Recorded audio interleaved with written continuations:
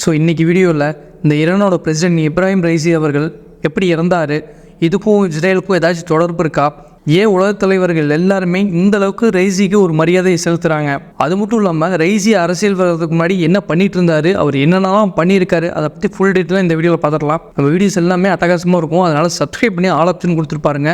உலகத்தமிழ் மக்கள் எல்லாருக்கும் வெற்றியின் வணக்கங்கள். வாங்க வீடியோக்குள்ளே போயிடலாம்.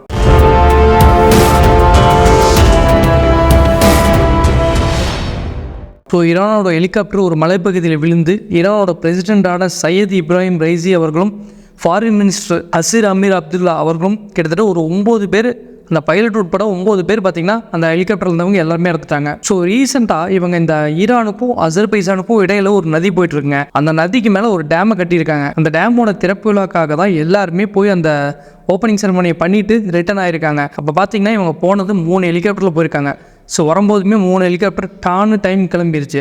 அதில் 2 ஹெலிகாப்டர் பார்த்திங்கன்னா கரெக்டாக போய் ஈரானோட ஸ்டேஷனை அடைஞ்சிருச்சு. ஆனால் ஒரே ஒரு ஹெலிகாப்டர் மட்டும் கம்யூனிகேஷன் லைனில் லாஸ்ட் ஆகிருச்சு. அதுதான் இந்த எப்ராஹிம் ரைசி, அதுவும் இல்லாமல் ஃபாரின் மினிஸ்டர் போனால் அந்த ஒரு ஹெலிகாப்டர். இன்னும் உங்களுக்கு டவுட் ஆயிடுச்சு, சரி ஹெலிகாப்டர் எங்கேயோ விழுந்துருச்சுன்னு ஈரான் தரப்புலேருந்து கன்ஃபார்ம் பண்ணிட்டாங்க. ஆனால் இதுக்கான காரணமாக வெதர் கண்டிஷன் தான் சொல்லப்படுது.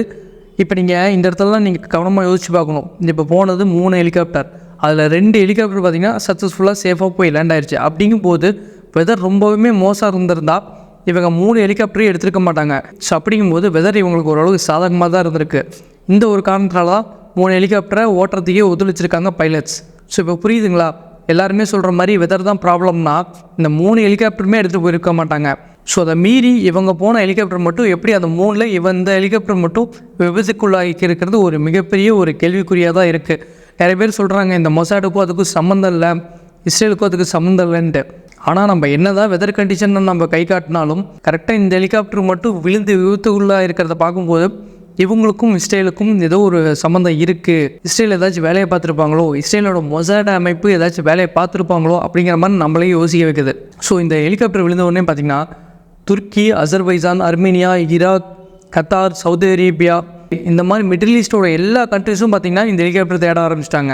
இது போதாதுன்னு ரஷ்யாவிலேருந்து ஒரு 50 மீட்பு படை வீரர்கள் பார்த்திங்கன்னா களரங்கு அந்த காட்டுக்குள்ளேயே இறக்கி தேட ஆரம்பிச்சிருக்காங்க. ஸோ இதெல்லாம் ஒரு பக்கம் இருக்க, இந்த ஈரான் தரப்புலேருந்து பார்த்திங்கன்னா இந்த மோப்பநாய்கள் இருக்குது பாருங்கள், அதோட உதவியோட இந்த ஹெலிகாப்டர் கண்டுபிடிக்க தேடி இருக்காங்க. ஸோ ஏன்னு பார்த்தீங்கன்னா வெதர் கண்டிஷன் கொஞ்சம் மோசமாக இருக்கிறனால நிறைய ஹெலிகாப்டர் யூஸ் பண்ணி தேட முடியல. இந்த ஒரு காரணத்துக்காக நிறைய ட்ரோன்ஸை தான் இவங்க தேடுதல் பணியில் ஈடுபடுத்தியிருக்காங்க. அப்படி பார்க்கும்போது இந்த டர்க்கியோட ட்ரோன் தான் ஃபைனலாக ஹெலிகாப்டர் இங்கே தான் விழுந்திருக்குங்க மாதிரி காட்டி கொடுத்துருச்சு. அது மட்டும் இல்லாமல் இந்த ஹெலிகாப்டரில் இருந்த எல்லாருமே இறந்துட்டாங்கிற ஒரு தகவலையும் வெளிப்படுத்திடுச்சு. ஸோ இதுக்கு அடுத்து அஃபீஷியலாக ஈரான் கவர்மெண்ட்டே போன எல்லாருமே இறந்துட்டாங்க, பிரசிடென்ட் ரைசியும் இறந்துட்டாங்க அப்படிங்கிற மாதிரி அஃபீஷியலாக அவங்க தரப்புலன்னு சொல்லிட்டாங்க. ஸோ ஈரானோட மத தலைவர் அப்துல்லா அலி காமேனி பார்த்திங்கன்னா அவரோட தலைமையில் ஒரு மிகப்பெரிய ஆலோசனை கூட்டம் நடந்துச்சு. அதில் துணை அதிபராக முகமது மெக்காருங்கிறவர் நியமிக்கப்பட்டிருக்காங்க. ஏன்னு பார்த்தீங்கன்னா யாராச்சும் ஒரு தலைவர் இறந்துட்டா அவங்களோட ஈரானோட வழக்கப்படி ஒரு 50 நாளில் எலெக்ஷன் நடத்திடணும். ஸோ அதுக்குள்ளே அது வரைக்கும் அரசியலில் எந்த பிளவும் ஏற்பட்டக்கூடாது அந்த ஒரு காரணத்தினால உடனே இந்த முகமது மொக்காருங்கிறவரை நியமிச்சிருக்காங்க. ஸோ அதிபர் ரைசியோட சடங்கை பார்த்திங்கன்னா ஒரு 5 நாள் ஸ்டார்ட் பண்ணுறதா ஈரான் தரப்புலன்னு சொல்லிட்டாங்க. இது மட்டும் இல்லாமல் இந்தியாவிலையும் அதிபர் ரைசிக்காக ஒரு நாள் துக்க நாளாக இந்தியன் கவர்மெண்ட் அறிவிச்சிட்டாங்க. ஸோ ரைசியோட டெத்து பற்றி நரேந்திர மோடி அவர்கள் என்ன சொல்கிறாருன்னா, ரைசியோட டெத்து எங்களுக்கு ரொம்ப ரொம்ப ஷாக்காக இருக்குது. ஏன்னா ரைசி பார்த்திங்கன்னா இந்தியாவுக்கும் ஈரானுக்கும் ஒரு பிரிட்ஜாக இருந்தவர். அப்பேற்பட்ட அவரோட இழப்பு பார்த்திங்கன்னா எங்களுக்கு மிகப்பெரிய ஒரு இழப்பாக இருக்குது. ஏன்னா இந்தியா ஈரான் ரிலேஷன்ஷிப்பில் ரொம்ப நிறைய ஸ்டெப்ஸ் எடுத்தவர் ரைசி தான். அப்பேற்பட்டவருக்கு இப்பேற்பட்ட நிலைமைங்கிற மாதிரி நரேந்திர மோடி அவர்கள் பார்த்திங்கன்னா ரொம்பவே ஃபீல் பண்ணிட்டாருன்னு தான் சொல்லணும். ஸோ இந்த தருணத்தில் ஈரானுக்கு இந்தியா ரொம்பவே ஆதரவாக இருக்குங்க மாதிரி இவங்க தரப்புலன்னு சொல்லியிருக்காங்க.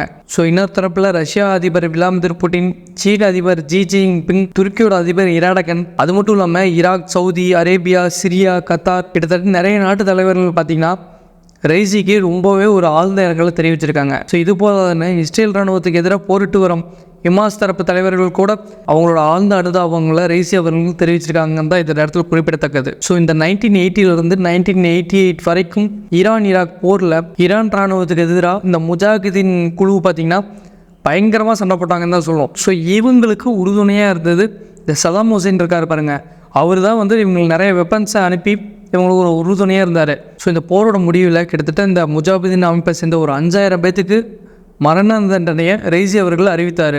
ஸோ அப்போ பார்த்தீங்கன்னா ரைசி அவர்கள் ஒரு ஹைகோர்ட்டோட ஒரு நீதிபதியாக இருந்துட்டு வந்திருக்காரு. ஸோ அந்த ஒரு காரணத்தினால இந்த கேஸ் இவர்கிட்ட போனவுடனே இவர் எல்லாத்துக்கும் மரண தண்டனையை அறிவிச்சிட்டாரு. ஸோ இது மட்டுமான்னு கேட்டிங்கன்னா கிடையாது. நீதித்துறையில் பார்த்தீங்கன்னா இவர் நிறைய பொறுப்புகளில் வகிச்சிருக்காரு. அது கிட்டத்தட்ட ஒரு 2019 அந்த நாட்டோட உச்ச நீதிமன்ற நீதிபதியாக மாறிட்டார் ரைசி அவர்கள். ஸோ அதுக்கப்புறம் 2021 தேர்தலில் போட்டிட்டு பிரசிடென்ட்டாக ஜெயிச்சிட்டாரு. ஸோ இவர் இது மட்டுமா பண்ணியிருக்காருன்னு கேட்டிங்கன்னா கிடையாது. இந்த ஈரானில் இசாப் அணியாத பெண்களுக்கு பார்த்திங்கன்னா எதிராக பயங்கரமான ஒரு நடவடிக்கை எடுக்க சொல்லி ரைசி அவர்கள் உத்தரவு போட்டார். அதில் நடந்த கலவரத்தில் கிட்டத்தட்ட பொதுமக்களில் 551 பேர் இறந்துருக்காங்க. போலீஸ் தரப்புலேருந்து 75 பேர் இறந்துருக்காங்க. 20,000க்கு மேற்பட்ட மக்கள் பார்த்திங்கன்னா கைது செஞ்சுருக்காங்க. ஸோ இப்போ ரைசி அவர்கள் இறந்துருக்கிற நிலையில் பயங்கரமான ஒரு கலவரம், ஒரு பயங்கரமான பதட்டம் ஈரானில் நிலவிட்டு இருக்கு. ஸோ இஸ்ரேல் ராணுவத்துக்கும் ஹமாஸ் தீவிரவாதிகளும் பயங்கரமான போர் போயிட்டு இருக்கு. இதுக்கு நடுவில் ஈரான் தரப்புலேருந்து ஹமாஸ் தீவிரவாதிகளுக்கு நிறைய ஒரு வெப்பன்ஸை இவங்க தரப்புலேருந்து சப்ளை பண்ணிட்டுருக்காங்க. இது ஒரு காரணமாக இருக்குமோ அப்படிங்கிற மாதிரி ஒரு பிரச்சனையும் போயிட்டுருக்கு. ஸோ இந்த போரோட எதிரொலியாக போன மாதம் மட்டும் ஈரான் ராணுவம் பார்த்திங்கன்னா ஒரு 300 ட்ரோன்களை இஸ்ரேல் மேலே போட்டு வெடிக்க வச்சாங்க. அது மட்டும் இல்லாமல் நிறைய மிசைல்ஸும் ஏவிட்டாங்க இஸ்ரேல் மேலே. ஸோ இதுக்கு பதிலடியாக இஸ்ரேல் தரப்புலேருந்து அந்த ஈரானோட அணு உலைகள் இருக்கும் பாருங்க, அங்கெங்கெல்லாம் நிறைய ஒரு ட்ரோன்ஸ் அனுப்பி வெடிக்க வச்சாங்க. ஸோ இப்பேற்பட்ட சூழலில் இந்த விபத்து நடந்திருக்கனால இதுக்கும் அதுக்கும் ஏதாவது தொடர்பு இருக்கா, இதுக்கு காரணம் மொசாடாக இருப்பாங்களோ, இந்த மாதிரி நிறைய கேள்விகளை மக்கள் மனசில் வச்சிருச்சு. ஏன்னா இஸ்ரேலோட மொசாட் அமைப்பு பார்த்திங்கன்னா இந்த மாதிரியான வேலைகளை பண்ணக்கூடிய ஒரு கேப்பபிலிட்டி உடைய ஆளுங்கள் தான். இந்த ஒரு காரணத்தினால இந்த சந்தேக ரேடாரில் வந்து இஸ்ரேல் நம்ம எடுத்துடவே முடியாது. அதுவும் இல்லாமல் குறிப்பாக இஸ்ரேலோட மொசாட் அமைப்பை நம்ம நீக்கிடவே முடியாது. ஸோ இதை பற்றி இஸ்ரேல் தரப்புலேருந்து என்ன சொல்கிறாங்கன்னா, ஏங்க இந்த ஆக்சிடென்ட்டுக்கும் எங்களுக்கு சம்மந்தமே இல்லைங்க, நாங்கள் பாட்டுக்கு சிவனேன்னு இருக்கோம், எங்களே சும்மா உங்களுக்கு இருக்கீங்க, அந்த மாதிரி இஸ்ரேல் தரப்புலன்னு சொல்கிறாங்க. ஆனால் இவங்களோட கருத்தை நம்ம முழுமையாக நம்பலாமான்னு கேட்டிங்கன்னா அது ஒரு கேள்விக்குறி தான். என்ன ரீசெண்டாக நடந்த ஒரு இன்சிடென்ட்லாம் வச்சு கம்பேர் பண்ணி பார்க்கும்போது இவங்க தான் இதுக்கு காரணமாக இருப்பாங்களோ நம்மளே யோசிக்க வைக்கிது, வேறு ஒன்றும் இல்லைங்க. ஸோ இதெல்லாம் ஒரு பக்கம் போயிட்டுருக்க யூஎஸ் தரப்பில் இருந்து ஈரான் என்ன பண்ணிகிட்ருக்காங்கன்னு நாங்கள் சைலண்ட்டாக வாட்ச் பண்ணிகிட்ருக்கோம் அப்படிங்கிற மாதிரி அவங்க தரப்புலன்னு சொல்கிறாங்க. ஏன்னா ஒரு தேர்ட் வேர்ல்டு வார் கூட வந்தாலும் ஆச்சரியப்படுறதுக்கல, அந்த மாதிரியான சூழ்நிலையில் தான் பதட்டம் தான் இப்போ உலகம் ஃபுல்லாக நிலவிட்டு இருக்கு. இந்த ஒரு ஹெலிகாப்டர் ஆக்சிடென்ட்னால இந்த former Pakistan cricket captain Saeed Anwar, அதாவது இந்த ஒன் டேல கூட 190க்கு மேலே ஃபஸ்ட் அடிச்சார் பாருங்க, அவர் இந்த கேன் வில்லியம்சன் இவர்கிட்ட கேட்டதாக சொல்லி நிறைய டிரைவர்ஸுக்கு என்ன காரணங்கிற மாதிரி ஒரு கேள்வியை முன் வச்சார்.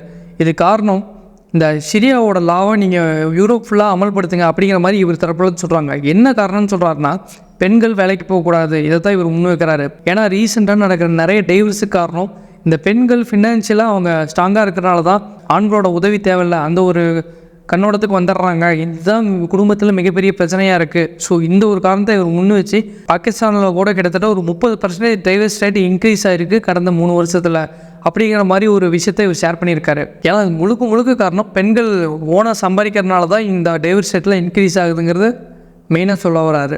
சரிங்க, நம்ம இந்த வீடியோட எண்டிங் கொட்டோம். இந்த வீடியோ உங்களுக்கு பிடிச்சிருந்தா எனக்கு ஒரு லைக்காக பண்ணி ஷேர் பண்ணி சப்ஸ்கிரைப் பண்ணி உங்களுக்கு ஆதரவு தெரிவிங்க. இந்த வீடியோ பற்றி உங்களுக்கு கருத்துக்களை கமெண்ட்டில் சொல்லுங்கள். நாளைக்கு ஒரு சூப்பரான வீடியோவில் உங்களை பார்க்குறேன். நன்றி, வணக்கம், வெற்றி.